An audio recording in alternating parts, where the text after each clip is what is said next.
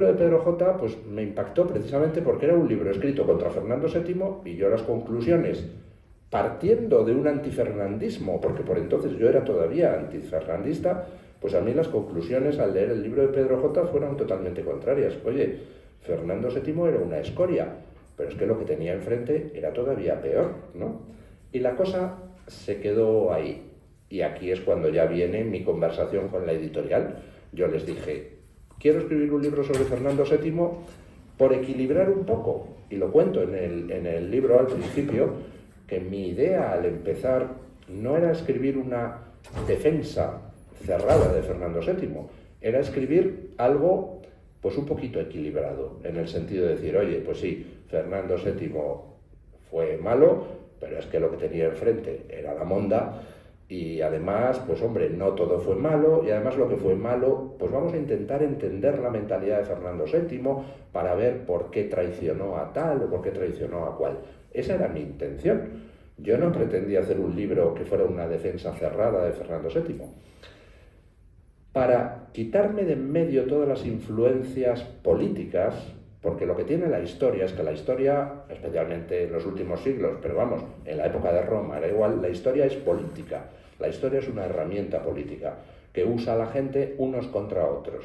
Y lo podemos ver con las leyes de memoria histórica aquí, donde, pues, en fin, no se trata de analizar la historia como fue, sino de prohibir que se hagan ciertas interpretaciones de la historia. ¿Por qué? Porque es política.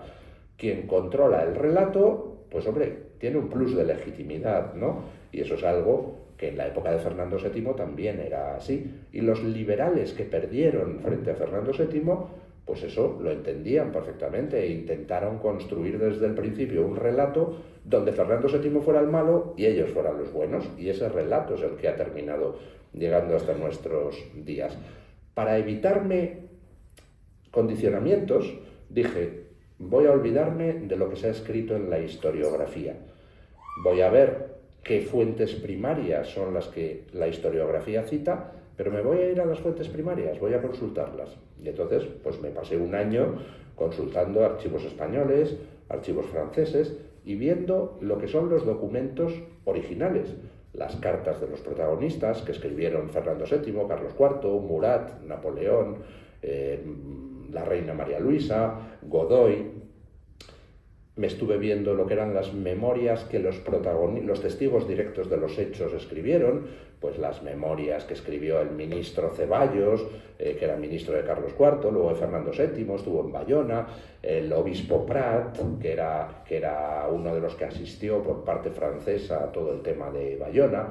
Me he leído las cartas que se intercambiaron los distintos protagonistas, los documentos originales de la época, por ejemplo, la famosa causa del Escorial, que siempre se ha presentado como una conspiración de Fernando VII contra Carlos IV para derrocarle. Bueno, y a medida que iba progresando en la lectura de los documentos primarios, digo, pero si es que lo que nos han contado es una milonga sobre Fernando VII. De Fernando VII, ¿cómo le recordamos? ¿Cómo se le llama? ¿El rey? Deseados. Bueno, el rey felón, es como se le llama hoy en día. En la época era el rey deseado, efectivamente. Pero en nuestros días ha llegado como el rey felón. Felón, ¿qué significa? Traidor. ¿A quién traicionó? Que traicionó a su padre para quitarle la corona, que traicionó a España entregando la corona a Napoleón en Bayona y que traicionó al pueblo derogando su constitución en 1814. Bueno, pues en las fuentes primarias te pones a mirar y resulta que no es verdad ninguna de las tres cosas. Primero, Fernando VII no traicionó nunca a su padre, jamás conspiró para quitarle a su padre la corona. Si uno se va a ver la causa del Escorial y las cartas intercambiadas por todos los protagonistas, incluido Napoleón, en aquella época, lo que se ve es que la conspiración del Escorial no fue una conspiración de Fernando VII contra Carlos IV, fue una conspiración de Manuel Godoy para tratar de apartar a Fernando VII de la sucesión al trono. El motín de Aranjuez, que se ha presentado por algunos historiadores como un intento de Fernando VII de quitar la corona a su padre. Otra mentira. El motín de Aranjuez era un motín destinado a quitar a Manuel Godoy, a forzar a Carlos IV a que destituyera a Godoy. ¿Cómo se logró? Si hubiera sido un motín contra Carlos IV, le habrían obligado a abdicar el 17 de marzo. cosa que no se hizo. Otra mentira más contra Fernando VII. En Bayona, ¿quién entrega la corona a Napoleón? Es mentira que Fernando VII se la entregara. Quien se la entrega es Carlos IV. Carlos IV con la complicidad de Godoy. Fernando VII, muy al contrario, en Bayona lo que hace es resistirse como gato panza arriba ante Napoleón, negándose a entregarle la corona de España, y al final solo la entrega a su padre, no a Napoleón, porque Napoleón al final le dice: ¿cómo? ¿Que no me quieres entregar la corona de España? Y dice: pues muy bien, mira, aquí tengo una carta de tu padre donde dice que su abdicación fue forzada. Dices: oiga, pero es mentira, no fue forzada. Bueno, pues aquí tengo una carta de tu padre que ha afirmado que su abdicación fue forzada, así que si tú no me entregas la corona, saco esta carta, digo que tú no eres rey de España, que vuelve a serlo tu padre, y será tu padre quien me entregue la corona. Y Fernando VII dice: pues no te voy a entregar la corona de España. Y entonces Napoleón hace eso, esgrime esa carta falsa, donde Carlos IV dice que su abdicación fue forzada. Dice Napoleón: Carlos IV es por tanto el rey legítimo. Carlos IV abdica en Napoleón, y solo después de que Carlos IV hubiera ya abdicado en Napoleón y que ya no había nada que hacer, entonces Fernando VII, que se había negado tanto a entregar la corona a Napoleón como a devolvérsela a su padre, le dice a Carlos IV: bueno, pues mira, ya que le has entregado la corona a Napoleón, toma, ala, te devuelvo la corona, cuando ya no tiene ningún tipo de efecto, y se la devuelve únicamente pues por ver si Napoleón, que ahora es quien tiene la corona porque se la ha dado Carlos IV, pues hombre, le trata un poco mejor en su cautiverio. Y la Constitución de 1812 y las famosas Cortes de Cádiz. ¡Ah! ¡Qué bonito! El impulso liberal, ¿verdad? Ahí era donde estaba la pulsión de la España moderna, que luego el canalla de Fernando VII, al volver de su cautiverio en Francia, coge y deroga la Constitución. Pues otra farsa. No es verdad, para empezar, que las Cortes de Cádiz fueran una especie de cosa liberal y progresista. Para empezar, no eran liberales, en el sentido que en España damos hoy a esa palabra. Lo que eran es algo equivalente a lo que hoy podríamos llamar radicales progres. Gente que lo que hace es aprovechar la guerra de la independencia para tratar de hacer su revolucioncita. Lo que pasó en Cádiz es lo siguiente: se convocan unas Cortes en enero de 1810. ¿Cuál era la situación en enero de 1810? Pues hombre, que el pueblo se había alzado contra el francés desde finales de mayo de 1808. ¿Por quién se había alzado el pueblo? ¿Se había alzado por las Cortes? No, porque no existían en 1808. ¿Se había alzado por la Constitución? No, porque no existía. ¿Por quién se había alzado el pueblo? Se había alzado para luchar por su patria y por su rey, para luchar por España contra el invasor francés y por su rey legítimo, Fernando VII. Bueno, pues en enero de 1810 se convocan las Cortes de Cádiz, y la convocan entre todos los que en ese momento pues formaban las juntas provinciales que intentaban resistir al francés, entre los cuales pues había tres grupos. Un grupo de leales a Fernando VII, que era, por cierto, el que representaba a la mayoría del pueblo español, que estaba muriendo por Fernando VII en los campos. Había otro grupo que era lo que podríamos llamar liberales reformistas, que el más representativo es Jovellanos, y había otro grupo que eran los liberales revolucionarios. Entre los tres grupos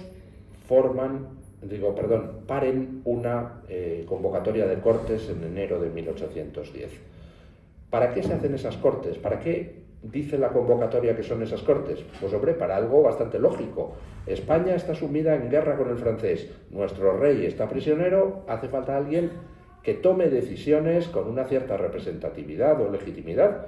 Convocamos Cortes a la antigua usanza y que esas Cortes se encarguen de dirigir la guerra. ¿Hay algo malo en esa convocatoria? No, parece bastante correcta, ¿no? En ausencia del rey, alguien tiene que tomar el mando. Vale, hasta ahí bien. Pero lo que pasa en los siguientes 9 meses es que el sector revolucionario aísla al sector moderado, aísla al sector monárquico, se hace con las riendas y transforma lo que eran unas cortes, llamemos ordinarias, en unas cortes constituyentes. Y dices, un momento, ¿con qué legitimidad se hace eso? ¿A quién se le ocurre? Vamos a ver, imaginemos que Putin entra en Ucrania y que, imaginen ustedes que al principio de la guerra, hace 2 años y medio, Putin, mediante una operación de comando, hubiera capturado a Zelensky y se lo hubiera llevado a una dacha en Moscú. Imaginen que un partido ucraniano hubiera salido a decir, oye, pues aprovechando que estamos aquí combatiendo contra los rusos y aprovechando que nuestro presidente está prisionero, ¿qué tal si hacemos un cambio constitucional para quitarle poder a Zelensky? Porque es que tiene demasiado, según nuestra Constitución. ¿Qué creen ustedes que pensarían los ucranianos si alguien hubiera propuesto eso? Pues una de dos. O que son unos canallas que aprovechan que los ucranianos están muriendo y que el presidente está cautivo para sacar adelante sus ideas políticas, lo cual es una canallada, o dos, todavía peor, que están trabajando para Putin, ¿no? Porque a nadie se le ocurre plantear un cambio constitucional en mitad de una guerra y con tu dirigente máximo cautivo. Bueno, pues eso es lo que hicieron los revolucionarios, el sector revolucionario de quienes habían convocado las Cortes de Cádiz. Por tanto, cuando se inauguran las Cortes de Cádiz y esas Cortes de Cádiz dicen, a partir de ahora la soberanía es nuestra y no de Fernando VII, están dando un golpe de Estado. Si hubieran tenido representatividad o legitimidad para ello, pues dices, bueno, pues fue un golpe de Estado, como la Revolución Francesa lo fue, pero es que encima fue una farsa, porque ni tenían representatividad ni tenían legitimidad. ¿Por qué no tenían representatividad? Muy sencillo. Imaginen que España está invadida por un ejército extranjero y la mitad del país ocupado. ¿Cómo demonios organizan ustedes unas elecciones en ese país? ¿Cómo van a votar las provincias ocupadas? Cuando se convocan las Cortes de Cádiz, media España estaba ocupada. Si las Cortes hubieran seguido siendo lo que originalmente decía la convocatoria, es decir, unas Cortes pues para salir del paso y que hubiera alguien que decida, pues no pasa nada porque muchas provincias no pueden elegir representantes. Pero si tú pretendes cambiar un régimen, dar un golpe de Estado y decir, a partir de ahora esto, la soberanía es nuestra, entonces, hombre, tienes que tener un mínimo de representatividad, cosa que no tenían las Cortes de Cádiz. Cuando se inauguran las Cortes de Cádiz, de los 300 miembros que había que haber elegido, ¿saben ustedes cuántos estaban elegidos? 50. ¿Por qué? Pues porque los otros no habían podido ser elegidos porque estaban sus provincias invadidas o porque algunas provincias eran americanas, o sea que no había llegado casi ni la convocatoria de elecciones. Con lo cual, ¿qué se les ocurre a los revolucionarios de Cádiz, que ya habían tomado el poder? Pues se les ocurre, bueno, pues dado que solo tenemos 50 de los 300, eso no es muy representativo ni da mucha legitimidad para dar nuestro golpe de Estado, ¿verdad? Bueno, pues vamos a nombrar a otros 50. ¿Y cómo los nombramos? Otros 50 para representar a las provincias que no habían podido elegir a nadie. Dice, ¿y cómo los nombramos? Y dicen, pues los nombramos entre la gente que está en Cádiz. Entonces, por ejemplo, se eligió, pues prácticamente a dedo, a un tío para representar a la provincia de Ávila, elegido entre los 8 abulenses que en ese momento estaban en Cádiz. Es decir, figúrense ustedes la representatividad que eso tiene, porque además era una representatividad sesgada. ¿Dónde estaban los abulenses que amaban a Fernando VII? Pues combatiendo contra el francés. ¿Dónde estaban los españoles en ese momento? Combatiendo contra el francés. ¿Quiénes estaban en Cádiz? Pues una especie de casta, restos de la administración que había huido de Madrid a Cádiz, periodistas, grandes comerciantes, algunos frailes, algunos nobles, pero que era una casta política muy reducidita, que a nadie representaba. Entonces esa casta nombra 50 diputados, pues prácticamente a dedo entre los de Cádiz, con lo cual te duplica los que había, y además lo hace de una manera muy curiosa, porque, y lo demuestran las votaciones iniciales en las Cortes, esos 50 que fueron metidos a dedo eran todos del sector revolucionario. Con lo cual, no es solo que metieran de clavo un número de diputados a dedo igual al de diputados verdaderos, sino que es que encima los que metieron a dedo eran todos de un cierto sector. Y claro, a partir de ese momento, ¿quién mandó en las Cortes de Cádiz? Pues mandaron los revolucionarios. Y a partir de ese momento se empezó a elaborar una Constitución sin ningún apoyo del pueblo, sin ninguna representatividad y sin ninguna legitimidad, que fue la que se terminó aprobando en 1812. Y para ilustrar quiénes son los que hicieron la Constitución de 1812 y que no tiene nada que ver con esa especie de mito Happy Flower que nos ha llegado, pues basta con fijarse en una figura, que es la de Jovellanos. Jovellanos sí es un auténtico representante del liberalismo reformista español. Era alguien que quería regenerar España, era alguien que amaba a España, era alguien que veía los defectos del antiguo régimen, era alguien que quería una apertura, una mejora. ¿Qué pasó con Jovellanos? Pues que Jovellanos era del sector moderado, del sector reformista, del que verdaderamente quería a España y quería hacer lo mejor para España. ¿Cómo acabó Jovellanos? Pues teniendo que huir de Cádiz para que no le mataran las turbas controladas por el sector revolucionario, que luego es el que hace la Constitución de 1812. Y las cartas de Jovellanos a su amigo inglés, Lord Holland, muestran cómo Jovellanos muere amargado en su casa de Asturias después de tener que huir de Cádiz, y muere criticando que las Cortes de Cádiz hubieran dado un golpe de Estado, hubieran asumido la soberanía que le correspondía a Fernando VII.